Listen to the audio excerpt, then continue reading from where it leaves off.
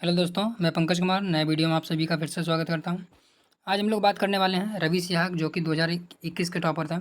उनकी कॉपी का complete analysis करेंगे क्योंकि इससे पहले हम लोगों ने एक वीडियो बनाया था जिसमें इंग्लिश मीडियम की टॉपर शक्ति दुबे और जो हिंदी मीडियम के टॉपर हैं उनकी कॉपी को क्या किया था, एनालाइज किया था।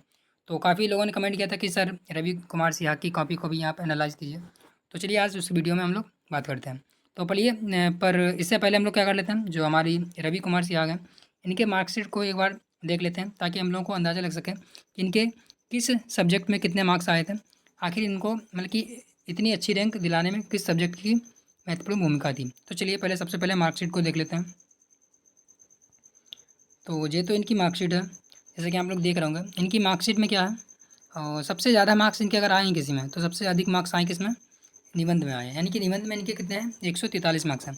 जो कि उस समय क्या है, जब 2021 का टाइम चल रहा था, 2021, 22, 23, तो उस समय का टाइम चल रहा था। आप जानते होंगे हिंदी माध्यम के मतलब कि उस समय मार्क्स बहुत ही अच्छे आ रहे थे, वो भी निबंध में। और इस समय क्या हो रहा है, थोड़ा डाउन मार्क्स चल रहे हैं हिंदी माध्यम के निबंध में, क्योंकि इस बार जिसके अगर 90 मार्क्स भी अगर निबंध में आए हैं तो वो कितने वाला है, लगभग 130 वाला बनता है। यानी कि 130 नंबर लाने वाले बंदे के इस बार कितने, 90 मार्क्स आ रहा है। तो भाई बहुत अधिक रैंक में क्या है, डिफरेंस आ जा रहा है। तो अभी तो उसके उसके बारे में बात नहीं करते हैं, बस आज बात कर रहे हैं किस पे, रवि कुमार सिन्हा की मार्कशीट का एनालिसिस, मार्कशीट और उनके जो क्या कहते हैं कि कॉपी है उसका एनालिसिस करने पर। तो इनके सबसे हाईएस्ट मार्क्स किस में रहा है, निबंध में रहा है।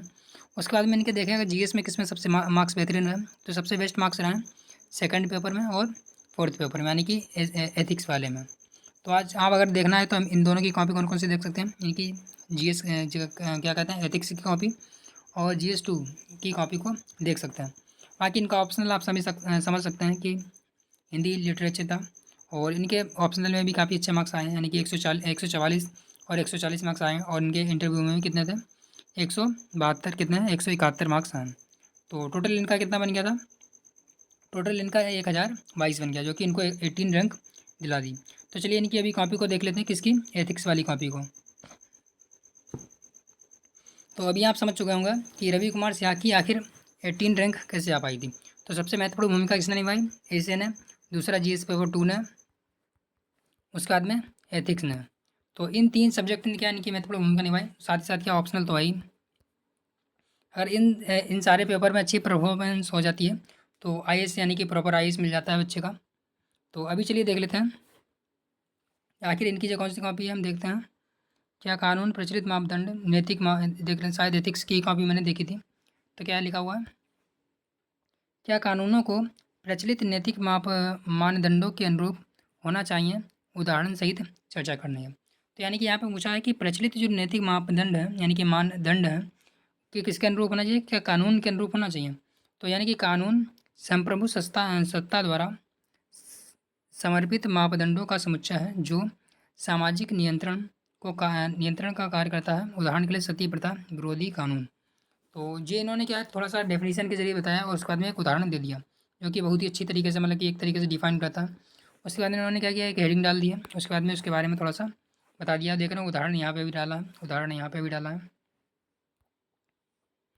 एक मिनट। तो उदाहरण इन्होंने कहाँ पे डाला, यहाँ पे भी डाला है। देख रहे होंगे एक ही पेज में कितने, 2 उदाहरण दे दिए हैं।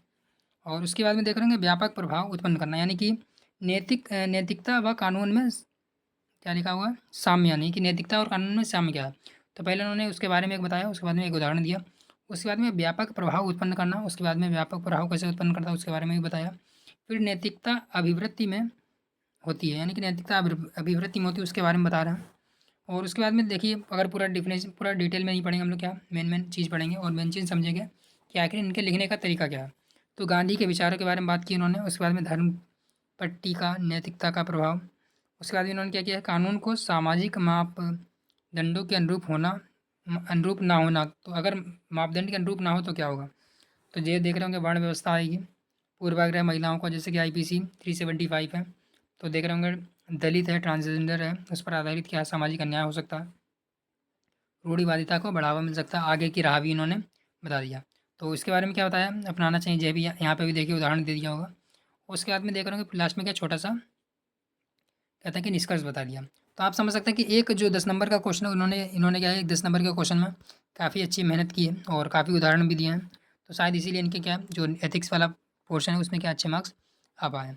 सबसे पहले तो इन्होंने क्या किया, एक छोटा-सा इंट्रो, उसके साथ में एक उदाहरण के साथ में, उसके बाद में मेन डेफिनिशन, उसके बाद में पॉइंट वाइज़ लिखा और साथ ही साथ हर पॉइंट के बाद में 1 या 2 उदाहरण देने की पूरी कोशिश की है। उसके बाद में लास्ट में क्या किया है, फिर से एक मेन हेडिंग डाली है, दोनों का मतलब कि तुलनात्मक रूप से करते हुए चले हैं। लास्ट में एक छोटा-सा निष्कर्ष, अतः उच्चतर सत्य व प्रगतिशीलता युक्त कानूनों का निर्माण किया जाना चाहिए, जो कि एक निष्कर्ष है। तो निष्कर्ष की तरह ही लिख दिया। ये तो इनका रहा 10 नंबर का मार्क्स लिखने का, मतलब 10 नंबर के जो क्वेश्चन है उसको लिखने का तरीका। यहाँ पे भी देख रहे होंगे इन्होंने फिर से क्या किया है, लोगों की उदासीनता भ्रष्टाचार में वृद्धि के लिए सर्वाधिक अनुकूल परिस्थिति है। एक मिनट, सॉरी, क्या लिखा है, लोगों की उदासीनता भ्रष्टाचार में वृद्धि के लिए सर्वाधिक अनुकूल परिस्थिति है, टिप्पणी कीजिए। यानी कि लोगों की उदासीनता ही क्या होती है, भ्रष्टाचार को बढ़ावा देती है, इसके बारे में पूछा है। तो इन्होंने कहाँ से शुरू किया, भ्रष्टाचार का तात्पर्य क्या है बता दिया, व्यक्तिगत लाभ के लिए अवांछनीय कार्य करके क्या है, मूल्य विरुद्ध कार्रवाई करना ही क्या होता है, हमारा भ्रष्टाचार होता है। जो कि देख रहे हैं बिल्कुल सटीक डेफिनेशन इन्होंने भ्रष्टाचार की बता दी। उसके बाद में उदासीनता का प्रभाव क्या पड़ेगा, यानी कि लोगों की उदासीनता व भ्रष्टाचार में अंतर, मतलब कि बात बता दी। उदासीनता के कारण क्या हो सकते हैं। उसके बाद में देख रहे होंगे पूरा का पूरा अच्छे से फ्लो चार्ट बना के बताया, उसके परिणाम क्या होंगे, उसके बाद में क्या पूरा पॉइंट वाइज दिखा दिया होगा, देख रहे होंगे आप, और उसके उपाय भी बता दिए। तो 10 नंबर के मार्क्स में अगर आप इतनी मेहनत कर रहे हैं तो आराम से क्या है, एग्जामिनर 6 से 7 नंबर दे देता है। तो इसी प्रकार से इनके क्या 117 या 16 आप आए हैं। उसके बाद में देख रहे हैं 10 नंबर का फिर से मार्क्स है, 10 नंबर का क्वेश्चन फिर से है।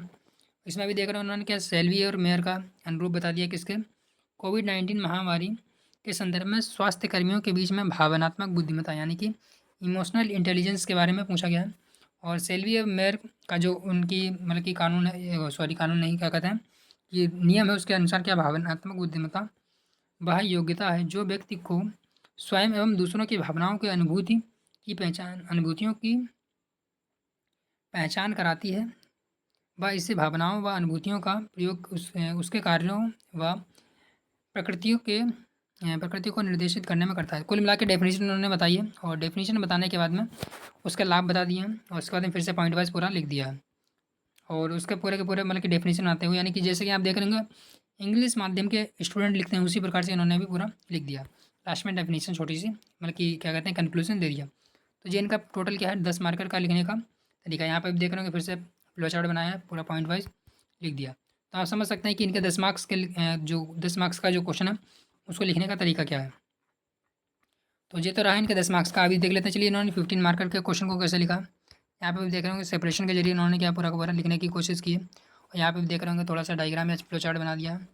और इधर देख रहे होंगे फिर से क्या है, पूरा पॉइंट वाइज लिखा है। तो देख रहे होंगे शुरू के इन्होंने क्वेश्चन में कितने ज़्यादा कंटेंट भरा था, और लास्ट का भी ये देख रहे क्वेश्चन आ रहे होंगे। इसमें देख रहे होंगे पेज पूरा छोड़ बना, यानी कि यही होता है, थोड़ा सा स्ट्रेटजिकल इन्होंने अपनाया है, क्योंकि वर्ड लिमिट हो जाती है, क्योंकि 3 घंटे में आपका एथिक्स का पेपर इतना लेंथी होता है कि उसको करने में ही हालत ख़राब हो जाती है।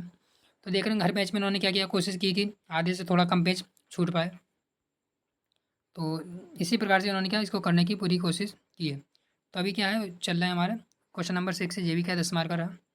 और इसमें भी क्या पूछा गया है, निम्नलिखित में से प्रत्येक उदाहरण को अपने उदाहरण का आपके लिए क्या अर्थ है, यानी कि इस प्रकार से आता है।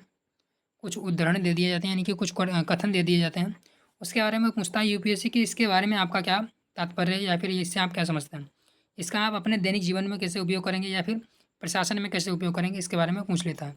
तो यहाँ पे हम देख रहे हैं डेफिनेशन से शुरू किया, फिर से पॉइंट वाइज मुख्य बिंदु लिख दिया, उसके बारे में मतलब कि परोपकार परम धर्म है, परोपकार व्यक्ति के पथ को प्रकाशमान करता है, जो भी मतलब कि इन्होंने समझ में आया होगा इन्होंने वो लिखा है। ज़्यादातर तो क्या होता है, हमारा जो एथिक्स का पेपर होता है पूरा का पूरा प्रैक्टिकल होता है, यानी कि आपके पर्सनल एक्सपीरियंस और पर्सनल स्टडी के बाद में जो भी आपकी मूलभूत धारणा बनती है, यानी कि जो भी आपकी समझ बनती है, कुल मिला के कहने का तात्पर्य यह है कि आपकी जो भी समझ होगी वही आप इसमें लिख पाएंगे। तो रही मन ये सुख होता है, परोपकारी संग, वाटन वारे को लगे ज्यों मेहंदी का रंग, जो इन्होंने लिख दिया है कुछ, इसके बारे में आप समझ सकते हैं, दुआ है शायद। तो अभी देख रहे होंगे फिर से इन्होंने क्या, जे भी होता है 10-10 नंबर के आते हैं। कथन दे दिया जाता है कुछ महान दार्शनिकों का या महान व्यक्तियों का, जैसे कि ये कथन है हमारा क्या, एपीजे अब्दुल कलाम का, आइए हम अपने आज का बलिदान कर दें ताकि हमारे बच्चों का कल बेहतर हो, ये कि अब्दुल कलाम का कथन है, उसके बारे में पूछ दिया है। तो ऐसे ही कथन मतलब कि यूपीएससी भी पूछती है सेम टू सेम। और उसके बारे में बोलती है कि अपने शब्दों में या फिर आपके अनुसार क्या है इसके बारे में बताना होता है। तो ये सब क्या होता है, पूरा का पूरा प्रैक्टिकल होता है। उसको आपको क्या अपने मतलब कि जो भी आपकी विचार है उसको व्यक्त करना होता है। जो भी आप सोसाइटी के संदर्भ में या फिर जो भी आप क्या होता है समाज के संदर्भ में जो भी आप सोचते हैं या जो भी मतलब कि कथन दिया होता है उसके बारे में आपको जो भी विचार है उसको व्यक्त करना पड़ता है। जैसे कि सामाजिक परिवर्तन की एजेंसियाँ क्या होगी, शिक्षा, शिक्षित महिला हो गई, स्वास्थ्य महिला हो गई, विकसित महिला हो गई। तीनों को तीनों महिलाओं के बारे में उन्होंने बता दिया और आप देख रहे होंगे इस प्रकार से। तो ये तो हमारे इस प्रकार से क्या होता है इनका। एथिक्स में क्या होता है, पहले तो 10 मार्कर के ही सारे के सारे क्वेश्चन होते हैं, 15 मार्कर के नहीं होते हैं। टोटल क्या फिर 20 मार्क के जो आ जाते हैं हमारे क्या होते हैं, केस स्टडी आ जाती हैं जो कि 20-20 नंबर की होती हैं।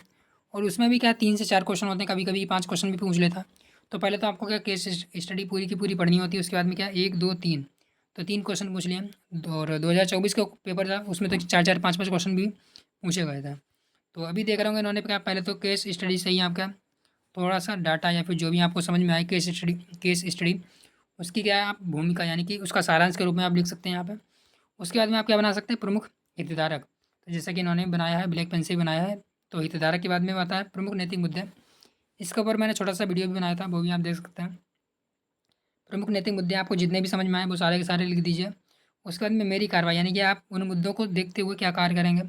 उसके बाद में किस कौन कौन जो हितधारक हैं उनके बारे में बताइए। ठेकेदार के प्रति, माता पिता के प्रति, राजनेताओं के प्रति क्या होगा, बच्चों के प्रति, समाज के प्रति, पुलिस के प्रति। तो आपकी कार्रवाई क्या होगी एज अ एक आईएएस ऑफिसर या फिर एक आईपीएस ऑफिसर के रूप में। प्रस्तावित उपाय यानी कि आप उपाय का सुझाव देंगे। तो उपाय सुझाव करने के लिए यानी निवारक के रूप में आप क्या बताएंगे, कार्यवाहक के रूप में क्या बताएंगे, पुनर्वास के रूप में क्या बताएंगे। तो ये सारे के सारे क्या होते हैं, केस स्टडी के लिए लगभग 3 पेज दिए जाते हैं। जैसे कि 1 पेज, 2 पेज और 3 पेज, 4 पेज। तो 4 पेज केस स्टडी के लिए दिए जाते हैं। कभी कभी 4, कभी कभी 3 भी दे देता है। तो जैसा क्वेश्चन होता है उसी हिसाब से आती है। तो अभी देख रहे होंगे फिर से क्या 20 नंबर की है। और इसमें भी क्या कीजिए, पहले तो आप केस स्टडी का सारांश या फिर जो भी आपको केस स्टडी को पढ़ने के बाद में समझ में आई मेन समस्या या फिर मेन क्या कहते हैं कि मेन मुद्दा, तो उसको आप लिख दीजिए। उसके बाद में क्या फिर से प्रमुख हितधारक या सामाजिक स्तर पर क्या करना चाहिए वो सब बता देना। आर्थिक कारक क्या होगा, बेरोजगारी या कीमत बढ़ेगी या फिर महिलाओं पे वित्तीय मतलब की प्रॉब्लम आएगी जो भी बताया। उसके अंदर शराब पे प्रतिबंध अगर लगा दिया जाता है तो प्रभाव, उसके बाद में प्रतिबंध की समस्याएं क्या आएंगी, तो ये सब बताना होता है। उसके बाद राजस्व पे क्या प्रभाव पड़ेगा यहाँ पर आगे बताया देख रहे होंगे पूरा। तो इस प्रकार से आप क्या कीजिए कि पूरा का पूरा मतलब कि पेज भरने के साथ में अच्छे कंटेंट के साथ में क्या है पूरा का पूरा पेपर कंप्लीट कीजिए। और अगर आप एथिक्स का पूरा पेपर कंप्लीट कर देते हैं और अच्छे मार्क्स से अगर मतलब कि अच्छे कंटेंट से कर देते हैं तो एथिक्स में 100 नंबर आना कोई मतलब कि बड़ी बात नहीं होती है। बड़ी बात होती है कि अगर आपके 130 नंबर आ रहे हैं, 140 नंबर आ रहे हैं, अगर 130-20 नंबर आ गए तो इसका मतलब क्या है फिर तो मतलब कि एथिक्स में क्या है बेस्ट नंबर माने जा सकते हैं। तो ये तो इनकी रही एथिक्स के केस स्टडी को सॉल्व करने का तरीका और 10 मार्कर के क्वेश्चन को सॉल्व करने का तरीका। तो आशा करते हैं कि आपको समझ में आया होगा कि रवि कुमार सिहाग की कॉपी जो हम लोगों ने आज एनालाइज़ की है इनका क्या मतलब कि तरीका रहा है 10 मार्कर के लिए और जो केस स्टडी है उसके लिए। तो जिसको क्या है वीडियो अच्छा लगा तो वीडियो को लाइक कर लीजिएगा और चैनल को सब्सक्राइब भी कर लीजिएगा। तो चलिए मिलते हैं नेक्स्ट वीडियो में।